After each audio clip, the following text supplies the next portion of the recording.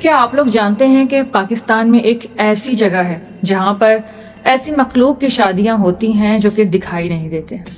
جی ہاں، آپ نے بالکل ٹھیک سمجھا، میں بات کر رہی ہوں جنات کی۔ پاکستان میں ایک ایسی جگہ ہے جہاں پر جناتوں کی شادیاں ہوتی ہیں، کیونکہ وہ بھی ایک مخلوق ہے اور ان کا رہن سہن کا بھی ایک طور طریقہ ہے جیسے کہ ہمارے۔ ان میں بھی شادیاں ہوتی ہیں جیسے کہ ہمارے ہاں ہوتی ہیں۔ اب سوال یہ اٹھتا ہے کہ یہ بات کیسے پتہ چلی کہ اس جگہ پر جناتوں کی شادیاں ہوتی ہیں، اور کس نے اس بات کا اندازہ لگایا، کس نے وہاں پر اس شادی کو دیکھا؟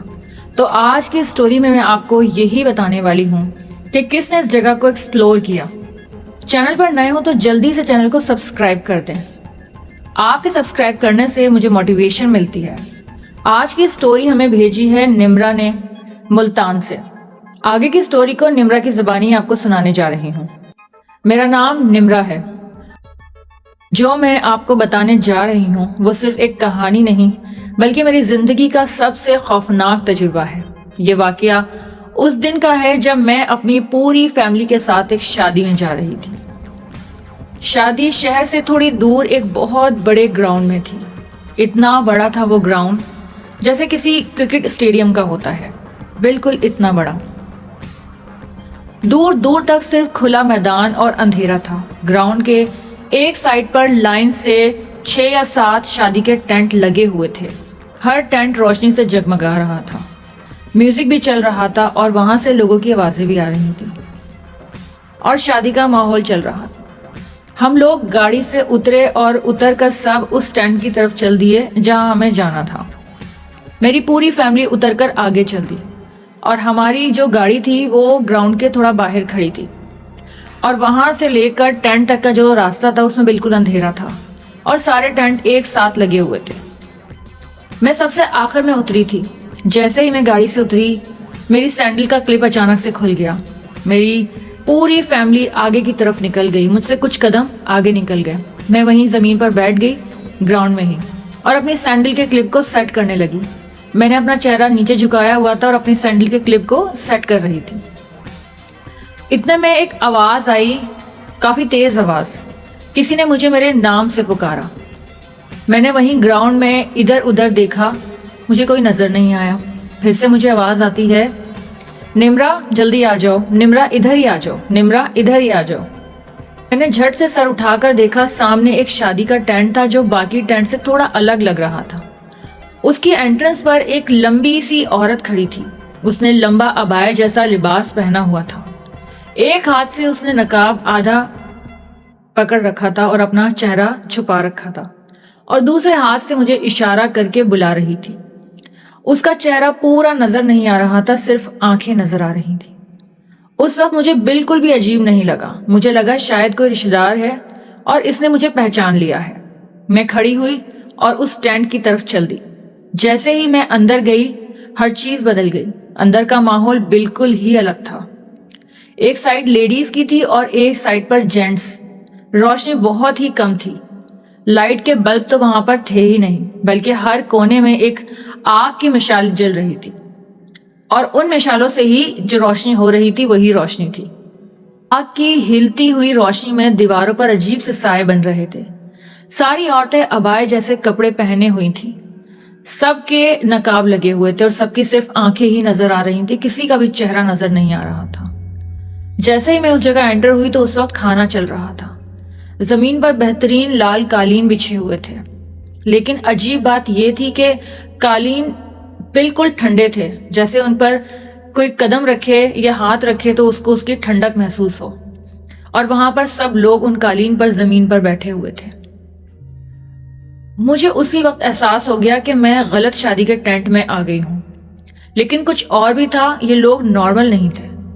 مجھے ڈر لگنے لگا، میں پلٹی کے باہر جاؤں، لیکن وہیں وہ لمبی عورت دوبارہ میرے سامنے آ گئی اور میری کلائی پکڑ لی۔ اس نے ہاتھ انتہائی سختی سے پکڑا ہوا تھا اور ایک بھاری سی آواز میں مجھے کہا، نمرا آؤ بیٹھو، پہلے کھانا کھاؤ۔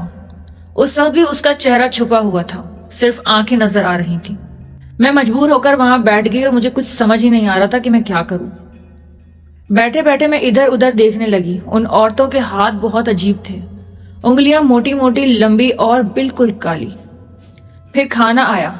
میرے سامنے جو پلیٹ رکھی گئی اس میں صرف ہڈیاں تھیں اور سب عورتیں سر جھکا کر کھانا کھا رہی تھیں۔ کوئی بھی کوئی بات نہیں کر رہا تھا، آپس میں کوئی کچھ بول بھی نہیں رہا تھا، صرف چبانے کی آواز آ رہی تھی، لیکن وہ آواز انسانی نہیں لگ رہی تھی۔ میرے جسم پر کچھ بھاری پن محسوس ہونے لگا، سانس لینے میں مجھے مشکل ہو رہی تھی، میرا سر اچانک گھومنے لگا۔ ایک عورت نے اپنا نقاب تھوڑا سا اٹھایا اور میں یہ دیکھ کر حیران رہ گئی کہ اس کے دانت حد سے زیادہ لمبے اور نوکیلے تھے اور ان کا منہ غیر فطری طور پر کھلا ہوا تھا۔ اور پھر میں سمجھ گئی تھی کہ یہ لوگ عام لوگ نہیں ہیں۔ اس عورت کو دیکھنے کے بعد میں ایک دم شاکڈ ہو گئی۔ میرا دل کیا کہ میں زور سے چیخوں، مگر میں اس قدر ڈر گئی تھی کہ میں سوچ رہی تھی اگر میں نے چیخ ماری تو کہیں ایسا نہ ہو کہ یہ لوگ مجھ پر ہی اٹیک کر دیں۔ اب میں وہاں سے نکلنا چاہ رہی تھی۔ میں جلدی سے وہاں سے نکلی اور انٹرنس تک پہنچ گئی۔ میں نے شکر ادا کیا کہ وہ عورت مجھے دوبارہ نہیں ملی۔ میں جلدی سے تیز تیز قدموں سے نکلتی ہوئی شادی کے ٹینٹ سے باہر نکل گئی۔ جیسے ہی میں باہر نکلی تو باہر کا منظر اب اس بار بالکل الگ تھا۔ میں اسی گراؤنڈ میں کھڑی تھی اور اس گراؤنڈ میں چاروں طرف اندھیرا تھا، کوئی انسان نہیں تھا دور دور تک۔ اور اس پورے گراؤنڈ میں جو 4-5 ٹینٹ لگے ہوئے تھے جب میں انٹر ہوئی تھی، ان میں سے ایک بھی ٹینٹ وہاں پر نہیں تھا، بلکہ وہاں پر ایک ہی ٹینٹ لگا ہوا تھا، وہ بھی وہی جس سے میں باہر آئی تھی۔ اس کے علاوہ اس جگہ پر اور کوئی شادی نہیں ہو رہی تھی۔ میرا سر چکرا گیا کہ یہ کیا ہو رہا ہے، یہ کیا میں کوئی خواب دیکھ رہی ہوں یا یہ حقیقت ہے؟ مجھے اپنے اس آنکھوں دیکھے حال پر ہی شک ہونے لگا۔ میں کافی پریشان ہو گئی اور ادھر ادھر آوازیں دینے لگی، کبھی اپنی امی کو پکارتی، کبھی اپنے بھائی کو، کبھی بہن کو، کبھی ابو کو۔ دور دور تک کوئی انسان ہی نظر نہیں آ رہا تھا، یہاں تک کہ اس گراؤنڈ کے باہر بھی مجھے کوئی نہیں دکھ رہا تھا، دور دور تک اندھیرا تھا۔ خاموش ہو گئی اور ادھر ادھر دیکھنے لگی۔ اچانک مجھے پیچھے سے میری امی کی آواز آتی ہے، نمرا نمرا نمرا ادھر دیکھو نمرا۔ میں نے پیچھے پلٹ کے دیکھا تو وہاں کوئی نہیں۔ پھر مجھے میرے بھائی کی آواز آتی ہے، نمرا نمرا ادھر دیکھو نمرا۔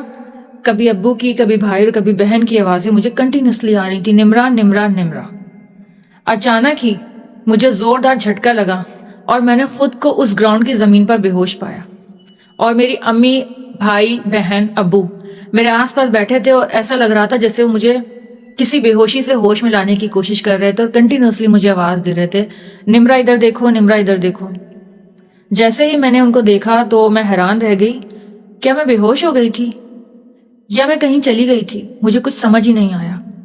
اس وقت میرے پورے جسم پر کپکپی طاری تھی اور وہیں سے میری پوری فیملی مجھے واپس گھر لے کر آ گئی۔ گھر آنے کے بعد جب میری حالت بہتر ہوئی تو میری امی نے مجھ سے پوچھا کہ بیٹا کیا ہوا تھا تمہارے ساتھ، تم وہاں بے ہوش کیوں ہو گئی تھی؟ میں نے اپنی امی کو وہ سارا واقعہ بتایا کہ میں بے ہوش نہیں ہوئی تھی، میرے ساتھ تو یہ کچھ ہوا تھا۔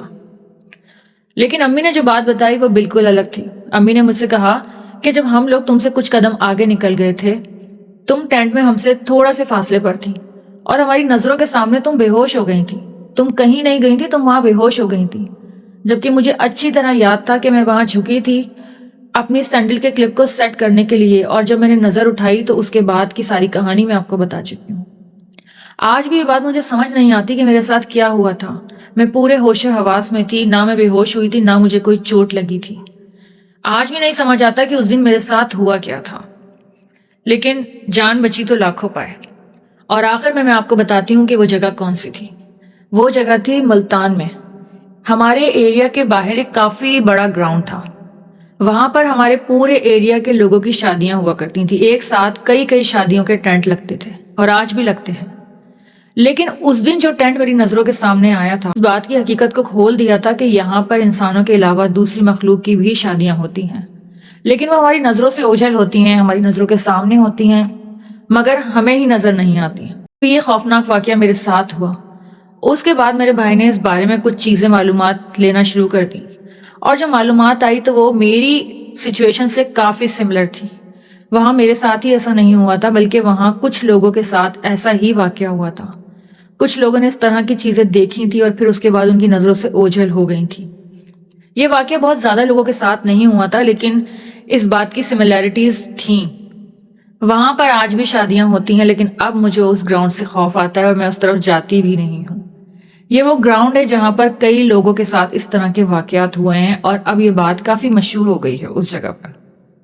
تو کیسی لگی آج کی اسٹوری آپ لوگوں کو؟